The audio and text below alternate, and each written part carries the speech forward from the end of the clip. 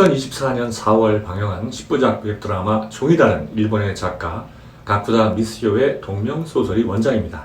일본에서도 2014년 NHK에서 5부작 드라마로 방영한 바 있는데요. 일본 드라마의 경우 작가의 의도를 반영하기 위해서 등장인물을 최소화하고 각자의 내면을 들여다보는 데 주력하면서 원작을 따르고 있는 데 비해서 한국 드라마는 각색이 좀 심하다는 차이가 있더군요.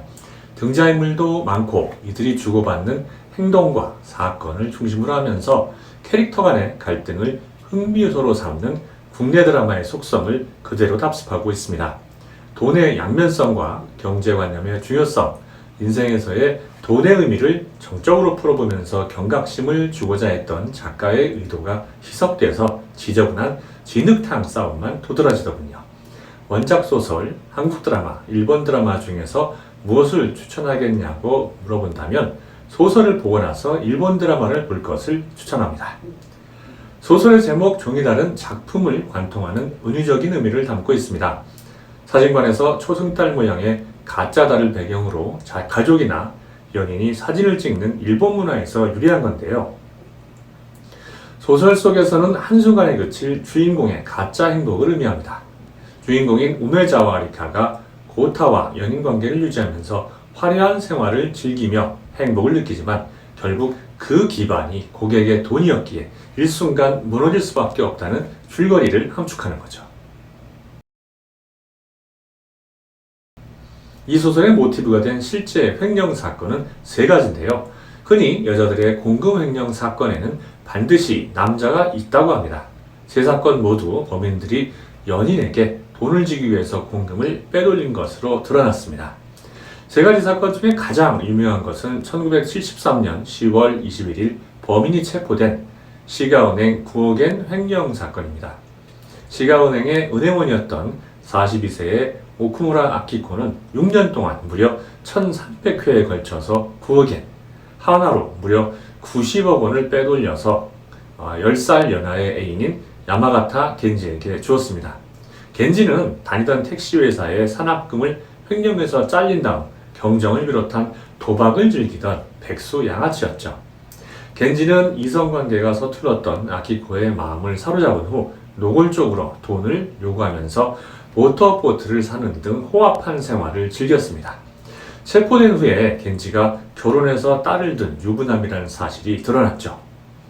소설에서 주인공 리카가 고타를 사로잡기 위해서 자발적으로 횡령한 것과는 다른 점입니다. 실제로 일어나는 거액 횡령 사건의 또 다른 공통점은 허술한 감독과 관리 체계입니다. 거액을 아무 제한 없이 다루면 한 번쯤 혹하는 게 자연스러운 일 아닐까요? 그 욕망을 제어할 철저한 관리 시스템을 만들지 않고 개인의 양심에만 맡겨버리는 건 범죄를 방조하는 것이나 다름없습니다. 직원들의 횡령 사건이 걸핏하면 일어나는 대표적인 금융기관이 바로 농협과 새마을금고죠. 몇십억에서 몇백억 원까지 직원이 해먹는 경우가 너무 흔합니다. 매년 연례 행사처럼 똑같은 사건이 반복되는데도 같은 사건이 또 벌어지는 걸 보면 내부적인 시스템 문제가 확실하기에 이곳에 돈을 예치했다면 각별한 주의가 필요할 것 같습니다. 소설을 이끌어가는 세 여자가 있습니다. 주인공인 우메자와 리카와 주조아키, 오카자키 유코입니다. 리카와 유코는 여고동창생, 리카와 아키는 요리교실 친구죠. 리카의 현재 모습과 생각, 과거가 유코와 아키의 일상과 교차되면서 이야기가 전개됩니다. 리카는 전업주부인데요. 아이 없는 삶에 회의를 느끼고 남편의 관심과 사랑을 바라지만 정작 터놓고 이야기하지는 못합니다. 리카는 돌파구를 찾고자 은행에서 아르바이트를 열심히 한 끝에 정식 직원이 되지만 남편은 그녀의 말을 계속 무시하면서 결국 리카가 가정 밖을 바라보는 동기를 제공합니다. 리카는 VIP 고객인 고조의 손자 고타를 알게 되는데요. 그 과정에서 생전 처음으로 작은 기쁨을 느끼게 됩니다. 그녀의 인생이 뒤바뀌는 결정을 하게 된 것도 사실상 고타를 의식해서죠. 고가의 화장품을 사면서 부족한 현금을 고객 예금에서 충당한 겁니다. 곧바로 자신의 예금으로 메꾸지만 바늘도둑이 소도둑되는 과정에 입문한 거죠. 리카는 고타를 위해서 무엇이든 해주고 싶어 합니다. 모성애의 발로일 수도 있고 또 남편에게 늘상 무시당하던 입장에서 자존감을 회복하려 한 노력의 결과일 수도 있습니다. 이 모습은 실제 사건에서 오쿠무라 아키코가 야마가타 겐지에게 보인 양상과 똑같은데요.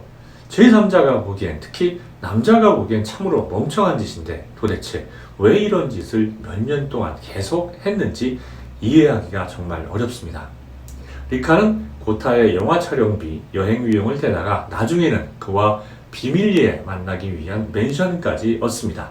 처음에는 쓴 돈을 갚겠다고 내역을 착실하게 적어놓지만 빚이 감당하지 못할 정도로 엄청나게 커지자 될 대로 되라는 식으로 포기하고 말죠.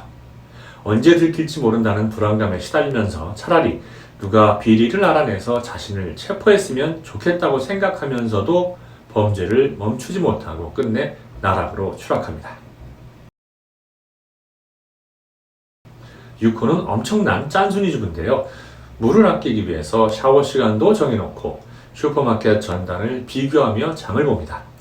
단돈 5엔을 아끼려고 장바구니를 지참하고 딸의 양말에 구멍이 나면 기워서 신길 정도죠. 심지어 뷔페에 타파 용기를 가져와서 음식을 싸가면서 동창생들의 손가락질을 받기도 합니다. 미래를 위해서 절약을 하는 행동 자체는 나쁘지 않죠. 중요한 건 무엇을 위해서 절약을 하느냐는 것입니다.